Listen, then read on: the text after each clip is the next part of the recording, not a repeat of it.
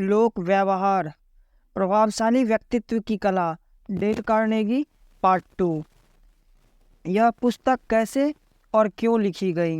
20वीं सदी के शुरुआती 35 सालों में अमेरिका में 2 लाख से भी अधिक किताबें छपी। उनमें से ज़्यादातर बेजान और नीरस थी और बिक्री के लिहाज से भी उनमें से कई घाटे का सौदा थी। मैंने क्या कहा? कई। एक बड़े प्रकाशन समूह के प्रेसिडेंट ने यह स्वीकार किया कि हालांकि उनकी कंपनी को प्रकाशन का 75 वर्षों का अनुभव है, फिर भी कंपनी को 8 में से 7 किताबों में घाटा उठाना पड़ता है। सवाल यह है कि यह जानने के बाद भी मैं यह किताब लिखने की जरूरत क्यों कर रहा हूँ, और अगर मैं ऐसा कर रहा हूँ तो आप इसे पढ़ने का कष्ट क्यों करें? दोनों ही सवाल वाजिब है और मैं इन दोनों का जवाब देने की कोशिश करूंगा। 1912 से मैं न्यूयॉर्क में बिजनेस से जुड़े व्यक्तियों और प्रोफेशनल लोगों के लिए अपना शैक्षणिक पाठ्यक्रम चला रहा हूँ। शुरुआत में तो मैं सिर्फ लोगों को सार्वजनिक रूप से बोलने की कला सिखाता था।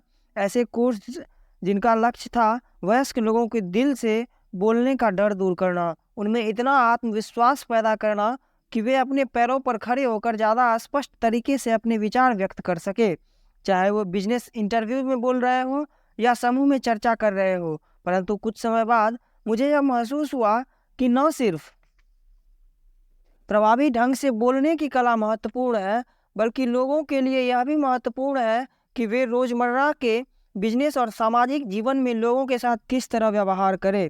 मैंने यह भी महसूस किया कि मुझे भी ऐसे प्रशिक्षण की सख्त ज़रूरत थी। जब मैंने पीछे मुड़कर अपने बीते हुए सालों को देखा तो मैं कांप गया कि समझदारी की कमी और इस कला के अज्ञान की वजह से मैंने ज़िंदगी में कितनी सारी गलतियां की थी। काश किसी ने मेरे हाथों में ऐसी कोई पुस्तक 20 साल पहले रखी होती। यह मेरे लिए कितना अनमोल तोहफा होता। अगर आप बिजनेस में हैं तो लोगों को प्रभावित करना शायद आपकी सबसे बड़ी चुनौती होगी। अगर आप गृहिणी या वास्तुविद या इंजीनियर है तो भी आप लोगों को प्रभावित करना चाहते होंगे। कुछ साल पहले Carnegie foundation for the advancement of teaching के तत्वाधान में एक रिसर्च की गई। इससे एक बेहद महत्वपूर्ण तथ्य पता चला, एक ऐसा तथ्य जिसे कार्नेगी इंस्टीट्यूट ऑफ टेक्नोलॉजी में हुए अतिरिक्त अध्ययनों ने सही ठहराया। इस शोध में पता चला कि किसी भी आर्थिक सफलता का केवल 15% ही उसके तकनीकी ज्ञान पर निर्भर करता है, जबकि उसकी सफलता का 85% उसके व्यवहार की कला पर निर्भर करता है, यानी उसका व्यक्तित्व और लोगों का नेतृत्व करने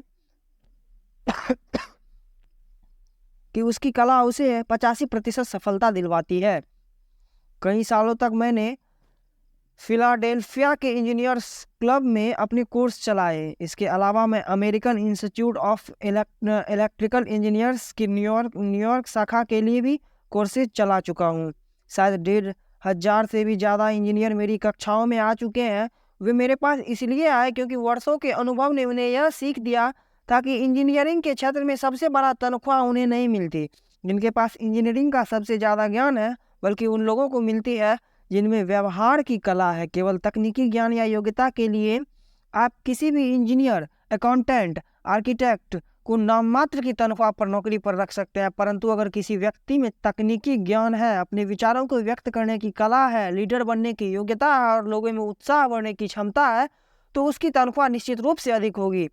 अपने सबसे सफल दौर में जॉन डी रॉकफेलर ने कहा था, लोगों से व्यवहार करने की कला भी उसी तरह खरीदी जाने वाली एक वस्तु है जैसे कि शक्कर या कॉफ़ी। जॉन डी ने यह भी कहा था, और मैं इस कला के लिए दुनिया की किसी भी चीज़ से ज़्यादा कीमत देने के लिए तैयार हूँ। क्या आपको नहीं लगता कि जो कला दुनिया की किसी भी चीज़ से ज़्यादा कीमती है, उसे सिखाने के लिए दुनिया के हर कॉलेज में कोर्स चलने चाहिए? परंतु मैंने तो आज तक ऐसी किसी कोर्स या कॉलेज का नाम नहीं सुना। यूनिवर्सिटी ऑफ शिकागो और यूनाइटेड YMCA स्कूल्स ने एक सर्वे कराया। इसमें लोगों से यह पूछा गया था कि वे क्या सीखना चाहते हैं। इस सर्वे पर $25,000 खर्च हुए और इसमें 2 साल का समय लगा। सर्वे का अंतिम हिस्सा मेरिडन, कनेक्टिकट में किया गया। मेरिडन को एक औसत अमेरिकी कस्बे के रूप में चुना गया था।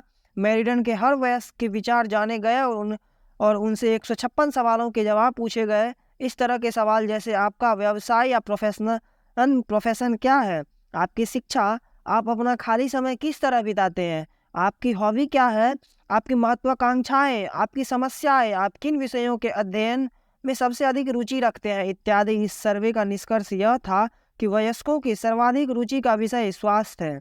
इसके बाद सर्वाधिक रुचि का दूसरे नंबर का विषय था लोगों को समझना और लोगों से मेलजोल बढ़ाने के तरीके सीखना, यह जानना कि लोगों का दिल किस तरह जीता जाए और उन्हें प्रभावित कैसे किया जाए। तो सर्वे कराने वाली कमेटी ने यह निर्णय लिया कि मेरिडन के वयस्कों के लिए ऐसा कोर्स आयोजित कराना चाहिए। उन्होंने इस विषय पर व्यावहारिक पाठ्य पुस्तक की खोज की, परंतु बड़ी मेहनत और खोजबीन के बाद भी उन्हें इस विषय पर काम की एक भी किताब नहीं मिली। आखिरकार वे एडल्ट एजुकेशन के एक विशेषज्ञ के पास गए और उनसे पूछा कि क्या इस विषय पर कोई अच्छी पुस्तक लिखी गई है। उनका जवाब था नहीं। मैं समझ सकता हूँ कि ये लोग कैसी पुस्तक चाहते हैं, परंतु इन लोगों को जिस पुस्तक की जरूरत और तलाश है वैसी पुस्तक आज तक लिखी ही नहीं गई है। मैं अपने अनुभव से जानता था कि यह बात सच थी, क्योंकि मैंने भी ऐसी पुस्तक कई वर्षों तक खोजी थी। एक ऐसी पुस्तक जो मुझे लोगों के साथ व्यवहार करने की कला सिखा सके, लोगों को प्रभावित करने के सिद्धांत सिखा सके। चूंकि ऐसी कोई पुस्तक आज तक नहीं लिखी गई है, इसीलिए मैंने अपने कोर्स के लिए ऐसी पुस्तक लिखने की कोशिश की है।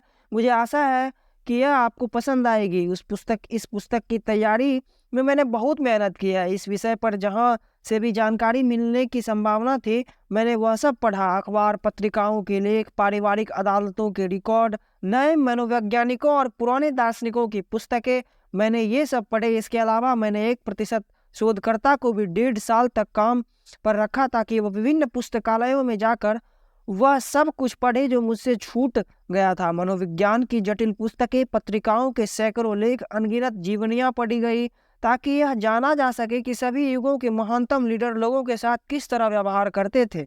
हमने उनकी जीवनियां पढ़ी। हमने जूलियस सीजर से लेकर थॉमस एडिसन तक सभी महान लीडर्स के जीवन चरित्र पढ़ डाले। मुझे याद है कि हमने अकेले थियोडोर रूजवेल्ट की ही 100 जीवनियां पढ़ी। हमने यह तय कर लिया था कि हम कोई कसर नहीं छोड़ेंगे, चाहे कितना भी खर्च हो जाए। हमने अपने प्रयास में कोई कमी नहीं रखी और हमने लोगों को प्रभावित करने के हर प्रैक्टिकल तरीके को जानने की पूरी कोशिश की। सफल लोगों के मैंने व्यक्तिगत रूप से इंटरव्यू लिए, जिनमें से कुछ विश्व प्रसिद्ध थे। मार्कोनी और एडिसन जैसे आविष्कारक, फ्रैंकलिन डी रूजवेल्ट और जेम्स फॉरले जैसे राजनीतिज्ञ, ओवेन डी यंग जैसे बिजनेस लीडर, क्लार्क गेबल और मेरी पिंकफोर्ड जैसी मूवी स्टार्स और मार्टिन जॉनसन जैसी खोजी लोग। मैंने इन सभी लोगों से यह जानने की कोशिश की कि लोगों से व्यवहार करते समय वे किन तकनीकों का इस्तेमाल करते हैं। इस सारी सामग्री से मैंने एक छोटा सा लेक्चर तैयार किया। मैंने इसे नाम दिया how to win friends and influence people. मैंने कहा छोटा, शुरुआत में यह छोटा था, परंतु जल्दी ही यह 1.5 घंटे का लेक्चर बन गया। सालों तक मैं न्यूयॉर्क के कार्नेगी इंस्टीट्यूट के कोर्सेज में यह लेक्चर देता रहा। इस लेक्चर के बाद मैं श्रोताओं को प्रेरित करता था कि वे अपनी दुनिया में जाकर इन सिद्धांतों का प्रयोग करें, बिजनेस और सामाजिक क्षेत्रों में इन्हें आजमाएं और फिर क्लास में आकर अपने अनुभवों और परिणामों के बारे में बताएं। यह बहुत दिलचस्प होमवर्क था। ये सभी पुरुष और महिलाएं आत्म सुधार के लिए उत्सुक थे और उन्हें इस नई तरह की प्रयोगशाला में काम करने का विचार बहुत आकर्षक लगा। इसमें कोई संदेह नहीं था कि यह एक नए किस्म की प्रयोगशाला थी, मानवीय संबंधों की पहली और एकमात्र प्रयोगशाला। यह पुस्तक उस तरह नहीं लिखी गई है जैसे आमतौर पर पुस्तकें लिखी जाती है। यह उस तरह धीरे धीरे बड़ी हुई है जिस तरह कोई बच्चा बड़ा होता है। यह एक प्रयोगशाला में बड़ी हुई है और इसमें हजारों वयस्कों के अनुभवों का निचोड़ है। सालों पहले हमने पोस्टकार्ड साइज के कार्ड पर लिखे सूत्रों से शुरुआत की थी। अगले साल हमने एक बड़ा कार्ड छपवाया, फिर एक लिफलेट, फिर बुकलेट की श्रृंखला और इसका आकार और दायरा बढ़ता चला गया। 15 साल के प्रयोगों और शोध के बाद यह पुस्तक आई। यहाँ जो नियम दिए गए हैं वे कोरे सिद्धांतों या अंधेरे में छोड़े गए तीर नहीं है। वे जादू की तरह असर दिखाते हैं। आपको यकीन नहीं होगा, परंतु मैंने देखा है कि इन सिद्धांतों पर चलने से कई लोगों की जिंदगी में क्रांतिकारी परिवर्तन हुए हैं। एक उदाहरण ले, 314 कर्मचारियों वाले एक मालिक ने इस कोर्स में भाग लिया। सालों से यह मालिक अपने कर्मचारियों को बिना झिझके और बिना रुके डांटता फटकारता आ रहा था। दयालुता, प्रशंसा, प्रोत्साहन जैसे शब्द उसकी डिक्शनरी में थे ही नहीं। इस पुस्तक में दिए गए सिद्धांतों के अध्ययन के बाद इस मालिक ने अपने जीवन की फिलॉसफी पूरी तरह बदल डाली। अब उसके ऑफिस में एक नए किस्म की वफादारी, नया उत्साह, नया टीम वर्क नजर आता है। पहले उसके 314 दुश्मन हुआ करते थे, अब उसके 314 दोस्त बन चुके हैं। जैसा उसने क्लास के सामने अपने भाषण में गर्व से कहा, पहले जब मैं अपने ऑफिस में घुसता था तो कोई मुझे नमस्ते तक नहीं करता था। मेरे कर्मचारी मुझे आते देखकर अपना मुंह फेर लेते थे, परंतु अब वे मेरे दोस्त बन चुके हैं और दरवान तक मुझे नाम से सम्मान पूर्वक बुलाता है। इस मालिक को अपना व्यवहार बदलने से ज़्यादा मुनाफा हुआ, ज़्यादा फुर्सत मिली और जो चीज़ इनसे बहुत ज़्यादा महत्वपूर्ण है, उसे अपने बिजनेस और घर में ज़्यादा सुख मिला। इन सिद्धांतों के इस्तेमाल से अनगिनत सेल्समैन अपनी बिक्री को बहुत तेज़ी से बढ़ाने में कामयाब हुए। कई ने नए ग्राहक बना लिए हैं, ऐसे ग्राहक जो पहले उनसे सामान खरीदने के लिए तैयार नहीं थे। एग्जीक्यूटिव अपनी तनख्वाह और प्रभाव बढ़वाने में कामयाब हुए हैं। एक एग्जीक्यूटिव ने बताया कि इन सच्चे सिद्धांतों पर अमल करने के बाद उसकी तनख्वाह बहुत बढ़ गई।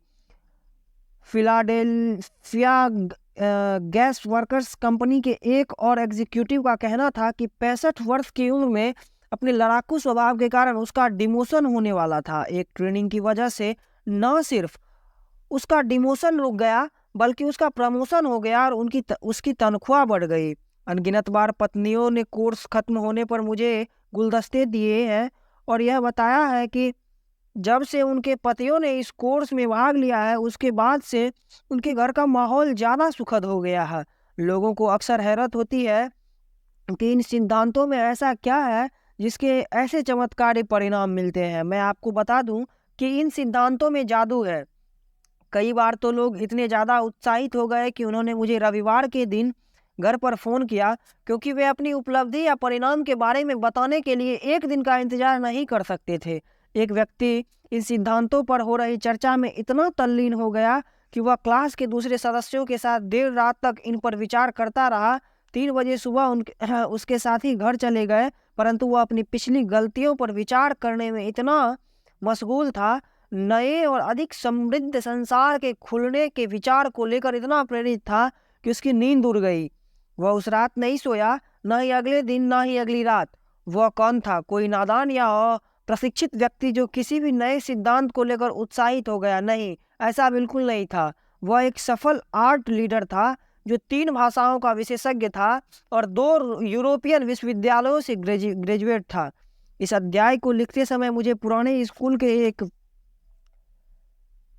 जर्मनीवासी का पत्र मिला। वह व्यक्ति एक सामंत था जिसके पूर्वज कई पीढ़ियों तक सेना के अफसर रह चुके हैं। उसने यह पत्र एक जहाज से लिखा था। इसमें उसने बताया था कि इन सिद्धांतों पर अमल करने से उसके जीवन में कितने अद्भुत परिवर्तन हुए हैं। उसके पत्र की भाषा में लगभग धार्मिक उन्माद झलक रहा था। न्यूयॉर्क का एक अमीर व्यक्ति जो हार्वर्ड ग्रेजुएट था, एक बड़ी कॉरपोरेट फैक्ट्री का मालिक है, उसने बताया कि उसने इस ट्रेनिंग के 14 हफ्तों में लोगों को प्रभावित करने की कला के बारे में जितना सीखा, उतना कॉलेज में 4 साल में नहीं सीखा। बकवास, हास्यपद, काल्पनिक, आप अपनी इच्छानुसार इस वक्तव्य को हंसी में उड़ाने वाला कोई भी शब्द इस्तेमाल कर सकते हैं। मैं बिना अपनी तरफ से कुछ जोड़े एक बेहद सफल हार्वर्ड ग्रेजुएट का कथन बता रहा हूँ, जो उसने न्यूयॉर्क के येल क्लब में मंगलवार 23 फरवरी 1933 को 600 लोगों के सामने कहा था। हम जो हो सकते हैं, हार्वर्ड के प्रसिद्ध प्रोफेसर विलियम जेम्स ने कहा था, हम जो हो सकते हैं उसकी तुलना में हम सिर्फ आधे जगे हुए होते हैं। हम अपनी क्षमताओं का बहुत कम हिस्सा ही हासिल कर पाते हैं। हम अपनी शारीरिक और मानसिक योग्यताओं का बहुत थोड़ा हिस्सा ही इस्तेमाल करते हैं। इंसान अपनी संभावनाओं का पूरा दोहन नहीं करते। उसके पास ऐसी बहुत सी क्षमताएं और शक्तियां होती है जिनका उपयोग करने में वे आमतौर पर असफल रहते हैं। ऐसी क्षमताएं या शक्तियां जिनका उपयोग करने में आप आमतौर पर असफल रहते हैं, इस पुस्तक का एकमात्र लक्ष्य यही है कि आप अपनी सोई हुई क्षमताओं या शक्तियों से परिचित हो और इन शक्तियों को जागृत करें ताकि आपका जीवन सुखमय बन सके।